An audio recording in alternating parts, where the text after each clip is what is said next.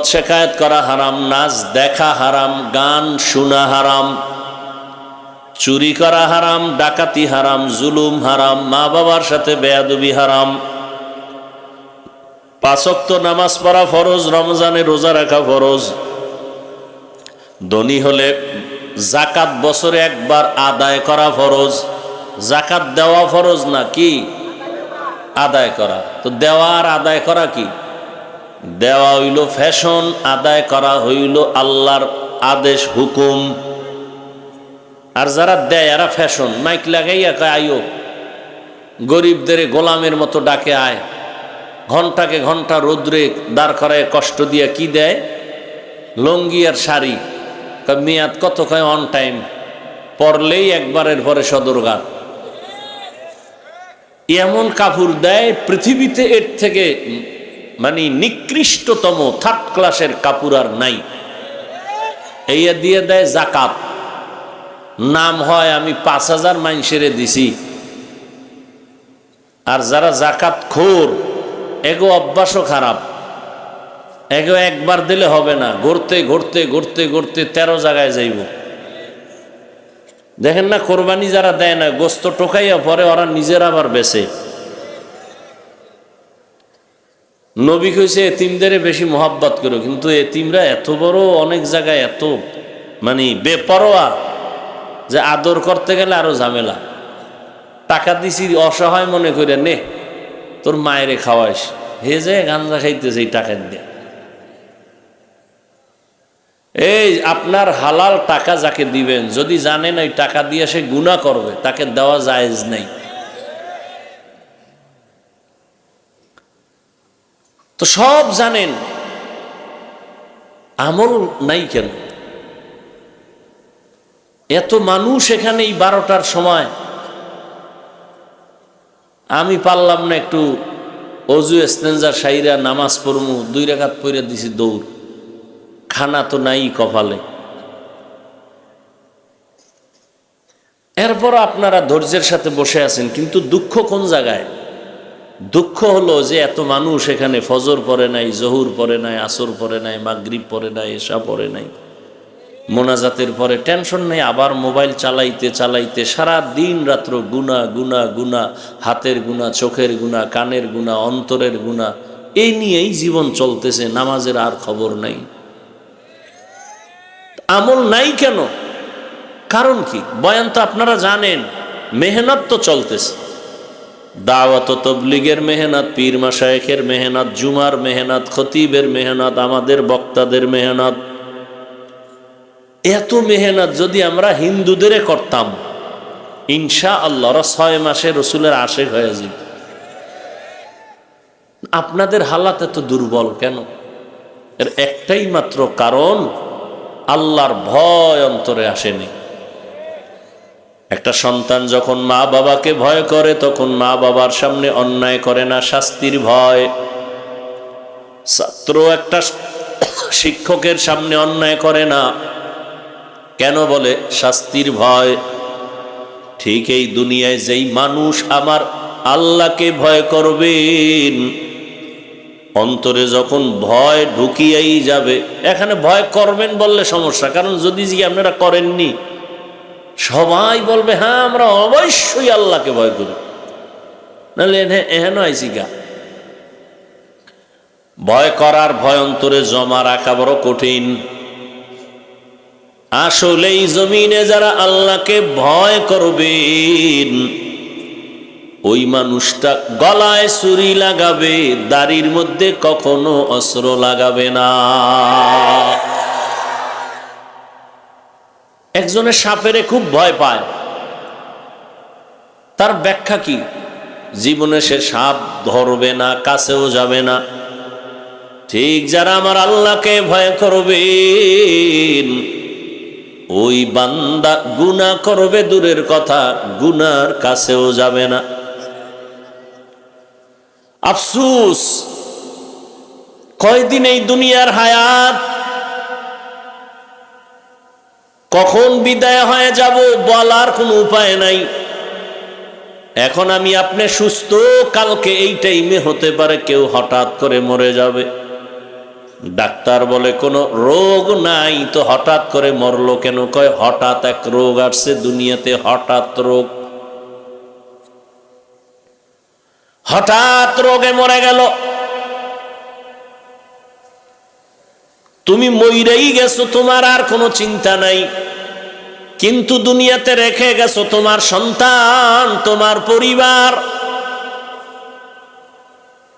তোমার চরিত্র যদি খারাপ হয়, এই তোমার সন্তানগুলো তোমার কারণে কোথাও লজ্জায় মুখ দেখাতে পারবে না। কুলাঙ্গার এমন বাপ হইলা, তোমার স্ত্রীও লজ্জায় মুখ দেখাতে পারবে না। প্রত্যেকটা মা বাবা যদি চিন্তা করতেন আমি একদিন মরিয়া যাব, কিন্তু এমন চরিত্র যেন না হয়, সন্তান যেন আমার কারণে মানুষের কাছে লজ্জা পেতে হয়, এমন চরিত্র যেন আমি না নেই। বাবার সুনামে যেন সন্তান সবার থেকে দোয়া পায়। প্রত্যেকটা স্বামী যদি চিন্তা করে আমার স্ত্রী আমার আদর্শ দিয়ে যেন বড়াই করতে পারে, একজন ভালো স্বামী তোমার ছিল। মা যদি আদর্শওয়ালা মা হইয়া চলে যায়, সন্তান ওই মাকে নিয়ে গর্ব করবে, দোয়া করবে, মানুষেও প্রশংসা করবে। প্রত্যেকটা বাবা সন্তানের যদি চিন্তা করে চলে, অনেক অন্যায় থেকে বেঁচে থাকতে পারবে। এই বাবারা ভালো করে মনে রাখিও, কোন বাবা যদি অন্য স্ত্রীর দিকে তুমি খারাপ নজরে তাকাও, তুমি 100% লিখে রাখো তোমার স্ত্রীর দিকেও অন্যেরা খারাপ নজরে তাকাবে। তুমি যদি অন্যের মেয়ের দিকে খারাপ নজরে তাকাও, লিখে রাখবা তোমার মেয়ের দিকেও অন্যেরা খারাপ নজরে তাকাবে। তুমি কোনো অন্যের বোনের দিকে যদি খারাপ নজরে তাকাও, তোমার বোনের দিকেও অন্যেরা খারাপ নজরে তাকাবে। এটাই দুনিয়ার নিয়ম। তুমি যদি অন্যের সম্পদ নষ্ট করো, লিখে রাখো তোমার সম্পদ আর একজন জালেম আইসা নষ্ট করে ফেলবে। তুমি যদি অন্যের ক্ষতি করো, তোমার ক্ষতি করার জন্য আর এক দল রেডি হয়ে আছে, তোমার খবর নাই। তুমি যদি কারো মাথায় অস্ত্র লাগাও, তোমারেও অস্ত্র লাগানোর জন্য আর এক দল সন্ত্রাসী রেডি।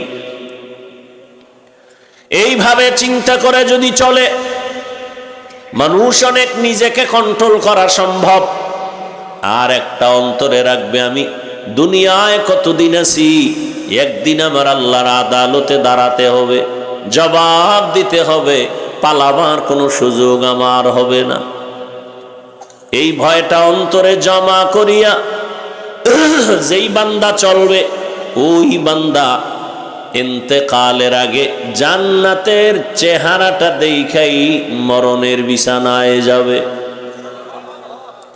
আল্লাহর প্রতি ভয়,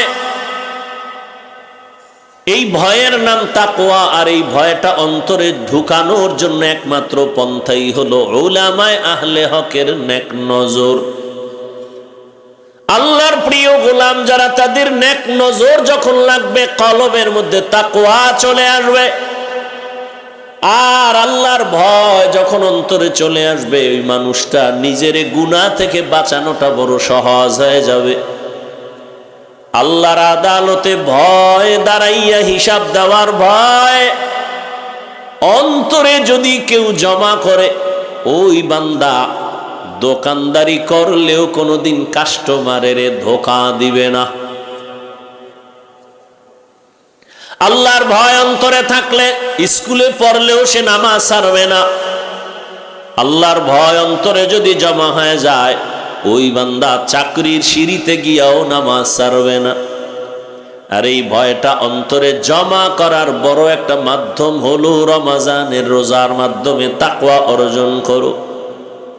ইয়া আইয়ুহাল্লাযীনা আমানু কুতিবা আলাইকুমুস সিয়ামু কামা কুতিবা আলাল্লাযীনা মিন ক্বাবলিকুম লাআল্লাকুম তাত্তাকুন। রমজানের রোজার মাধ্যমে তাকওয়া অর্জন করো, আল্লাহর ভয়। রোজার দ্বারা অটো ভয় অন্তরে জমা হয়।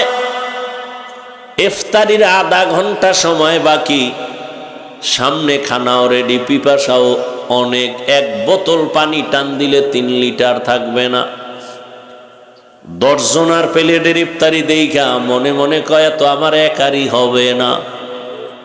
এই পরিমাণ ক্ষুধা, এই পরিমাণ পিপাসার ব্যক্তিরে যদি বলি তুমি দরজা জানালা বন্ধ করে ভেতরে গিয়া তুমি পানি পান করো, কেউ দেখবে না, যাও, করবেনি? পানির মধ্যে ডুব দিয়া পানি পান করবেনি? কেন? হ্যাঁ, রোজার মাধ্যমে অটো অন্তরে ভয় চলে আসে। আর যারা রোজা রাখে না, কেমন কপাল পোড়া, কেমন বেপরোয়া। রোজা রাখলে অসুস্থতা বেড়ে যাবে, অথচ রসুলের কথা তো আছেই কোরআন হাদিসের। হে সারাও, চিকিৎসা বিজ্ঞানীরা বলে রোজা সুস্থতার মহা এক ঔষধ হলো রোজা। এজন্য রহমতের নবী আমার শুধুই রমজানে রোজা রাখেন নাই, এই যে শাবান চলতেছে এই মাসে নবী অনেক বেশি রোজা রেখেছেন। এমনকি নবী সপ্তাহের সোমবার এবং বৃহস্পতিবার নবী রোজা রেখেছেন। রোজা রাখলে শরীরের অনেক লাভ। মানুষ সুস্থ থাকতে চায় কিন্তু সুস্থতার ঔষধ নেয় না। রহমতের নবী যদি সপ্তাহে 2 দিন রোজা রাখেন, আপনিও যদি অভ্যাস করেন রোজার, দেখবেন আপনার প্রথমে একটু কষ্ট কষ্ট মনে হবে, কিন্তু পরে দেখবেন অভ্যাস হয়ে গেছে, সুস্থতার দরজা খুলে যাবে। 3 দিন বইয়া যা খাবেন, 1 দিনের রোজায় ব্যালেন্স চলে আসবে। আর খালি যদি খাইতেই থাকেন তা তো অসুস্থ হয়েই যাবেন। আর এখন যেই ভেজাল খানার মধ্যে, ভেজাল ছাড়া কোনো কিছুই নাই। সব ভেজালের মূলে মানুষ ভেজাল, ওর দিমাগ ভেজাল, ওর মেধা ভেজাল, অন্তর ভেজাল, এই জন্য সব কাজেও ভেজাল। ভাইরা আমার, আল্লাহর ভয় অন্তরে যখন জমা হবে তখন আর অন্তরে কোনো ভেজাল হবে না। ইমামে আজম আবু হানিফা রাহমাতুল্লাহ আলাইহি বিশাল বড় কাপড়ের দোকান দিয়েছেন। একটা কাপড়ের মাঝে খোঁটা আসছে, সেরা আসছে, ছিদ্র। ওটাকে আলাদা রাইখা কর্মচারীকে বললেন, এই কর্মচারী, এই কাপড়টা বিক্রির আগে ক্রেতাকে বলে দিবি এ কাপড়ে খোঁটার দাম কমায় নিয়ে যাও। কাপড়টা আলাদা রাইখা দিছেন। ইমামে আজম আবু হানিফা চলে গেছেন। কিছুদিন পরে আইসা আবার জিজ্ঞাসা করলেন, ওই ত্রুটি যুক্ত কাপড়টা বিক্রি করেছো কিনা? বলে হ্যাঁ, হয়ে গেছে। বলছিলা নি ত্রুটি আছে? ক্রেতাকে কয় মনে ছিল না। ইমামে আজম আবু হানিফা বলেন, এলাকায় যাও, বাজারে ঘুরো, ঘুরে ঘুরে এলান করো আবু হানিফার দোকান থেকে কে কাপড় নিছো, ত্রুটি যুক্ত কাপড় নিছো, টাকা ফেরত নাও, না হয় টোটাল কাপড় ফিরাইয়া টাকা পুরোটাই নিয়ে যাও। এটা আল্লাহর ভয় না থাকলে কোনোদিন অন্তরে সম্ভব হবে না। আল্লাহর ভয় অন্তরে না থাকলে এটা সম্ভব হবে না। এরে নবীর আশিক খলিফাতুল মুসলিমিন ওমরে ফারুক রাদিয়াল্লাহু তাআলা আনহু, যারে দেখলে শয়তান পর্যন্ত ওই রাস্তায় চলে না ভয়। এত বড় পাওয়ার আলা ওমর, দিনের বেলা মানুষের বিচার করে, রাতের বেলা ঘুরে ঘুরে দেখে মানুষের কি খবর, কি হালাত। এক জায়গায় গিয়ে দেখেন একটা ঘরের মধ্যে বাতি জ্বলতেছে। ওমর গোপনে গিয়া দাঁড়াইয়া শুনে একটা মা মেয়ে কথা বলে, মহিলাদের কণ্ঠ। মা তার মেয়েটাকে ডাক দিয়া কয়, কন্যা সন্তান, কালকে বাজারে দুধ নিয়ে যাবি বিক্রি করতে, পানি বেশি দিস। মেয়েটা ডাক দিয়া কয়, মা আর বলবা না, ওমর যদি খবর পায় তরবারি দিয়া কল্লা ফেলে দিবে। মা কয়, ওমর দেখবে না, তুমি দুধে পানি মিশাইও। ওমর কই কই? মেয়েটা ডাক দিয়ে কয়, মা ওমর যদিও দেখবেন না, তবে ওমরের আল্লাহ তো দেখবেন। মেয়েটার এতটুকু কথা শুনে ওমর চলে গেলেন, পরিচয় না দিয়া গোপনেই চলে গেলেন। পরের দিন আদালতে বসে লোক দিয়া ডাকাইলেন, ওই ঘরের মা আর মেয়েকে আমার আদালতে দাওয়াত দাও। মেয়ে আর মেয়েটাকে মাকে আইনা। সবাই ভয় পেয়ে গেছে। ওমর বলে, কোনো ভয় নাই, সুসংবাদ দেওয়ার জন্য আসছে। আরে আম্মা জান, আপনার মেয়েটা এত দামি কেন হলো? হাজারে এমন একটা কন্যা পাওয়া কঠিন, আপনার কপাল বড় ভালো, এমন একটা কন্যা পেয়েছেন। আপনি যদি রাজি হন, আমি ওমরের একটা দাবি, আমার ছেলের জন্য আপনার মেয়েটাকে বিবাহের বন্ধনে নিতে চাই। মা কত আনন্দিত, আমার মেয়েকে খলিফাতুল মুসলিমিন ওমর তার ছেলের জন্য নিতে চায়। আমি বড় ভাগ্যবতী মা, ওমরের ছেলের জন্য মেয়েকে দিয়া দিছেন। ওই মেয়ের ঔরসে আসছে আর একজন চাঁদের আলো নক্ষত্র, ওমর ইবনে আব্দুল আজিজ। আল্লাহর ভয়, চোখের সামনে তোমরা যারা নামাজ পড়ো না, রোজা রাখো না, পর্দা করো না রে বাবা, কিসের কারণে বলো? কয় টাকা পাওয়ার লোভে তুমি কার পেছনে ঘুরে ঘুরে নামাজ বাদ দিছো রে বাবা? জাননি কে সে, যার পেছনে ঘুরিয়া তুমি নামাজ ছাড়ছো কিছু টাকা পাওয়ার আশায়? সে তোমার জীবনের বড় দুশ্মন। ওই চান্দাবাজ আর ধান্দাবাজ, স্বার্থে যদি আঘাত লাগে তোমার দল থেকে নাম কাটবে না, কল্লা পর্যন্ত কেটে দিবি। আমি কি বানায় বলতেছি? সোনার বাংলায় নমুনা নাই? জিন্দেগি মে বন্দেগি তু করনা হে, जिंदगी में बंदगी तू करना है, जिंदगी बे बंदगी शर्मिंदा है, जिंदगी बे बंदगी शर्मिंदा है। दुनिया में हो दुनिया का तलबगार ना हो, बाजार से गुजर हो खरीदार ना हो। ये दुनिया एक मिसल कागज फूल है, ये दुनिया एक मिसले कागज फूल है, जिंदगी में बंदगी तू करना है, जिंदगी में बंदगी शर्मिंदा है, जिंदगी बे बंदगी शर्मिंदा है। এরে আমার কলিজার যুবক বাবারা,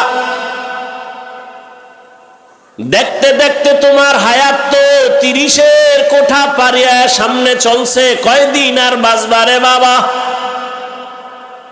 ইদানিং কালে যত মরণের খবর দেখি, বেশি বেশি যুবকরা মরে, অসুস্থরা কম মরে, সুস্থরাই বেশি মরে। করোনার ভেতরে যুবকের লাশ, ছাত্র জনতার আন্দোলনে যুবকের লাশ, ডেঙ্গুর মহামারী যুবকের লাশ, গাড়ির চাকার নিচে যুবকের লাশ, ঘুমের বিছানায় যুবকের লাশ। কয়দিন আর বাঁচবারে যুবক বাবা? মরিয়া তো যাবা, তবে আদর্শের যুবক হইয়া সম্মান নিয়া মরো। তুমি মরিয়া গেলে মা বাবায় যদি বলে অনেক খুশি, এই কপাল নিয়ে কেন জন্ম নিয়েছ? অভিশপ্ত কপাল কেন তোমার? তুমি স্কুলে পড়ো, তুমি কলেজে পড়ো, তুমি চাকরি করো, তুমি ব্যবসা করো, ধন্যবাদ। তোমাকে আমি বলি নাই টুপি পরো, দাড়ি বড় করো, মাদ্রাসায় পড়ো, তাবলিগে যাও, পীরের কাছে যাও, একবারও বলি নাই রে বাবা। তুমি স্কুলে পড়ো, ধন্যবাদ। ডাক্তার হও, ইঞ্জিনিয়ার হও, প্রফেসর হও, ব্যবসায়ী হও, চাকরিজীবী হও, তবে দাবি একটা, বেয়াদব হইও না রে বাবা। তোমার আচরণে কোনোদিন যেন মা বাবা কষ্ট না পায়। ও যুবক, তোমার আচরণে কোনোদিন যেন শিক্ষকেরা কষ্ট না পায়। তোমার ব্যবহারে কখনো যেন মুরব্বীরা কষ্ট না পায়, উলামায়ে কেরাম কষ্ট না পায়। কেন? মা বাবার কষ্টই তোমার কপাল ধ্বংসের কারণ। যদি কষ্ট পায় বলে আহ, এই আহ নিঃশ্বাসটা একটা আগুন, এই আগুনটা তোর কপালে যদি লেগে যায়, মরার আগে পঙ্গু হয়ে যাবি রে বাবা। শিক্ষকের অন্তরে যদি কষ্ট যায় আর কষ্ট পাইয়া আহ বলে, তোর কপাল ধ্বংস। কোন আলেম যদি তোমার ব্যবহারে কষ্ট পাইয়া নিঃশ্বাস ফেলে, তোমার জীবন নষ্ট হবে। অতএব তুমি আদর্শবান ডাক্তার হও, আদর্শবান ইঞ্জিনিয়ার হও। মা বাবার দোয়া নিয়ে সামনে আগাইও রে যুবক। শিক্ষকের দোয়া নিয়ে চলিও, উলামায়ে কেরামের দোয়া নিয়ে চলিও। এবার আমি বাস্তবায়ন করে দেখাই রে বাবারা। বলো, তোমার মতো যুবক জীবনে কোনোদিন মাদ্রাসায় পড়ে নাই, আলিফ বা তাও শিখে নাই, এমন যুবক 5 ওয়াক্ত নামাজ পড়ে, স্কুল কলেজে পড়ে, সত্য কথা বলো, আসেনি? তোমার বিবেকের কাছে আমার প্রশ্ন, বলো তুমি কেন পারো না রে বাবা? তোমার কপালে কার বরদোয়া লাগছে বলো? তোমার মনটাকে একটু প্রশ্ন করো। এরে মন, ও যুবক, তোমার মতো যুবক রাস্তায় গাড়ি চালায়, নামাজি, বলো তুমি কেন পারো না? তোমার মতো যুবক র্যাব, আর্মি, পুলিশ, বিডিআরের চাকরি করে, নামাজ পড়ে, ডাক্তার, প্রফেসর, ইঞ্জিনিয়ার, নামাজি, বলো তুমি কেন পারো না? তোমার মতো যুবক শ্রমিকের কাজ করে, নামাজ ছাড়ে না, নদীর মধ্যে মাছ ধরে, নামাজ ছাড়ে না, ময়দানে কৃষিকাজ